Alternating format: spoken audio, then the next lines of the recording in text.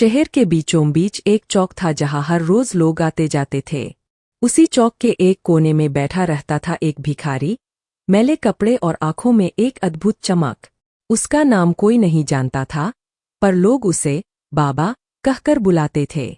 बाबा हर सुबह जल्दी उठता, मंदिर की सीढ़ियों पर बैठ जाता और राहगीरों से कुछ न कुछ मांगता, मगर उसके मांगने का तरीका अलग था।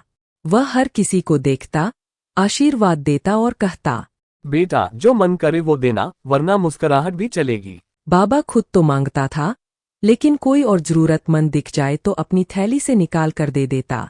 किसी बच्चे को भूखा देखता तो अपनी रोटी उसे दे देता। किसी बूढ़ी औरत को कांपते हाथों से चलता देखता तो अपना लाठी पकड़ा देता। कभी कभी लोग हंसते थे, एक भिखारी भिखारी को दे रहा है। लेकिन बाबा बस मुस्कराता और कहता, देने वाला बड़ा होता है, लेने वाला नहीं। एक दिन 8-9 साल का एक लड़का बाबा के पास आया। कपड़े फटे थे, चेहरे पर डर था। बाबा ने पूछा, क्या नाम है बेटा? वह बोला, छोटू नाम है मेरा। छोटू के माँ बाप नहीं थे। वह स्टेशन पर सोता और कभी होटल में जूठे बर्तन धोकर पेट भरता। बाबा ने उसे पास बिठाया, रोटी दी और अपना कंबल भी आधा ओढ़ा दिया। धीरे धीरे छोटू बाबा से जुड़ गया। वह हर सुबह बाबा के साथ बैठता, राहगीरों को पानी पिलाता। एक दिन शहर के एक नामी उद्योगपति विक्रम वर्मा मंदिर में दर्शन करने आए। उन्होंने देखा एक बूढ़ा भिखारी एक बच्चे के साथ मंदिर की सीढ़ी पर बैठा है। पास जाकर पूछा, ये कौन है आपका? बाबा बोले, ये मेरा बेटा है, नाम है छोटू, लेकिन बड़ा आदमी बनेगा ये एक दिन। विक्रम वर्मा को बाबा की बातें अजीब लगीं, पर उनकी आंखों में सच्चाई और विश्वास देखकर वह रुके। उन्होंने बाबा से पूछा, आप खुद भी भिखारी हैं, फिर इतनी दया क्यों? बाबा ने गहरी सांस ली और बोले, मैंने बहुत कुछ खोया है, लेकिन किसी की मदद कर पाऊं तो लगता है कुछ पाया है। छोटू ने कई बार बाबा से उनका अतीत जानना चाहा, लेकिन बाबा टाल जाते। पर एक रात बारिश में भीगते हुए बाबा ने बताया, मैं कभी एक स्कूल का मास्टर था, बीवी बच्चे थे। एक सड़क दुर्घटना में सब चले गए। मैं टूट गया, नौकरी छोड़ दी, घर छोड़ दिया। छोटू चुप हो गया। उसने बाबा का हाथ थामा और बोला, अब आप अकेले नहीं हैं बाबा, मैं हूं ना। विक्रम वर्मा अक्सर मंदिर आने लगे। उन्होंने छोटू को ध्यान से देखा, उसकी समझदारी, शालीनता और संस्कारों से प्रभावित हुए। एक दिन उन्होंने बाबा से कहा, अगर आप अनुमति दें तो मैं छोटू को अपने स्कूल में दाखिला दिला सकता हूं। उसकी पढ़ाई की जिम्मेदारी मैं लूंगा। बाबा की आंखें भर आईं।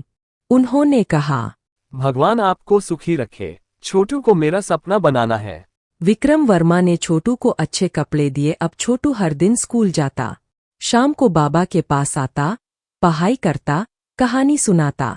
स्कूल में वह तेज निकला। शिक्षक उसे पसंद करने लगे। छोटू ने हर बार बाबा से वादा किया, मैं पढ़ लिख कर बड़ा आदमी बनूंगा और सभी भूखों को खाना खिलाऊंगा जैसे आप देते हैं। एक सर्द सुबह बाबा ने छोटू का चेहरा देखा और बोला, अब तू मेरी उम्मीद है बेटा। उस रात बाबा को तेज बुखार आया।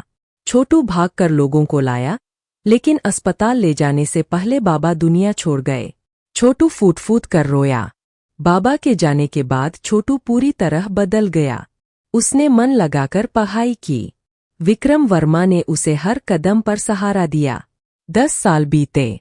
छोटू अब डॉक्टर अर्जुन शर्मा बन चुका था।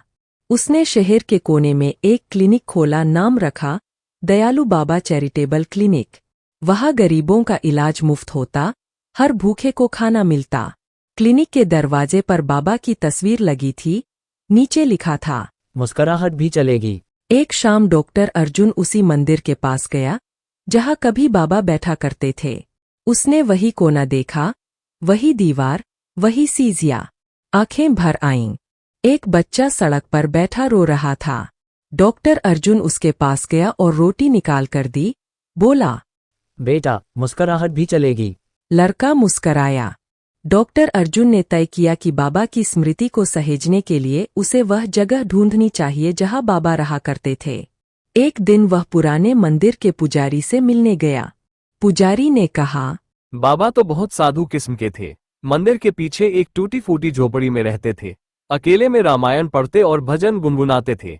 अर्जुन उस झोपड़ी तक गया। जर्जर दीवारें, टूटी छत और एक कोने में एक लकड़ी की संदूक पड़ी थी। उसने धीरे से संदूक खोली। उसमें एक पुराना रुमाल, कुछ सिक्के, एक चिट्ठी और एक तस्वीर थी जिसमें एक औरत और एक छोटा बच्चा मुस्कुरा रहे थे। वही बाबा का खोया हुआ परिवार था। चिट्ठी में लिखा था, हे प्रभु, अगर कोई कभी यह संदूक खोले तो उसे आशीर्वाद देना। जो मेरी रोटी मांगता है वही मेरा बेटा है। अर्जुन की आंखें नम हो गई। उसने वह संदूक अपने क्लिनिक में रख दिया ताकि हर मरीज और आगंतुक जान सके कि यह क्लिनिक किसकी प्रेरणा से बना है। एक दिन एक पत्रकार ने डॉक्टर अर्जुन से पूछा, आप इतनी व्यस्तता में भी मुफ्त इलाज और भोजन क्यों कराते हैं? अर्जुन ने जवाब दिया, क्योंकि किसी समय मैं भी एक भूखा बच्चा था। किसी बाबा ने बिना मेरी जात, कपड़े या पैसे देखे मुझे गले लगाया था। आज मैं जो भी हूँ उन्हीं की वजह से हूँ। अब रोज सैकड़ों लोग वहां इलाज कराने आते। कोई बूढ़ा जो सालों से इलाज नहीं करा पाया था, कोई लाचार मजदूर। हर कोई जानता था कि यहाँ पैसे से ज्यादा सम्मान और मुस्कराहट की कद्र है। एक दिन अर्जुन को एक बच्ची मिली जिसकी माँ बीमार थी और बच्ची सड़क पर फूल बेचती थी। उसे देखकर अर्जुन को छोटू की अपनी तस्वीर याद आ गई। वह सोच में पड़ गया। उसी रात अर्जुन ने निर्णय लिया, अब वह सिर्फ इलाज नहीं करेगा बल्कि शिक्षा भी देगा। उसने बाबा की झोपड़ी की जगह एक दयालु बाबा फ्री स्कूल की नींव रखी। यह स्कूल गरीब बच्चों के लिए था जहां किताबें, यूनिफॉर्म, खाना सब मुफ्त था। कई साल बीत चुके थे। डॉक्टर अर्जुन अब प्रसिद्ध हो चुके थे, पर उन्होंने कभी अपने कमरे में एयर कंडीशन नहीं लगाया, कभी चमकदार कार नहीं खरीदी। उनके पास जो कुछ था वही बाबा की थैली से आया हुआ लगता था। एक बार अमेरिका से एक डॉक्टर आया जिसने अर्जुन की कहानी पढ़ी थी और उनसे कहा, हम आपको लाखों की नौकरी देंगे, बस विदेश चलिए। माफ कीजिए, मैं तो पहले ही दुनिया का सबसे अमीर आदमी हूँ।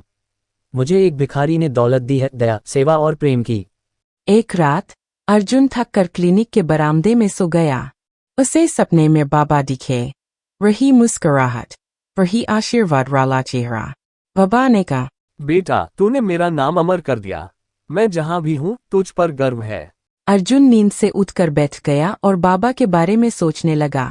अब शहर के लोग भी बाबा के काम में सहयोग करने लगे। कोई फल दान करता, कोई किताबें, कोई डॉक्टर अपने समय का कुछ हिस्सा निःशुल्क सेवा में लगाता। दयालु बाबा ट्रस्ट बन चुका था जो पूरे राज्य में अपनी मिसाल बन चुका था। दयालु भिखारी की कहानी हमें सिखाती है कि धन दौलत से नहीं, दयालुता और सेवा से इंसान बड़ा होता है। उस भिखारी ने जो दिया वह एक मुस्कुराहट थी, एक रोटी थी और एक भविष्य की नींव थी। एक ऐसा दीपक जो बुझा नहीं बल्कि एक पीढ़ी को रोशन कर गया।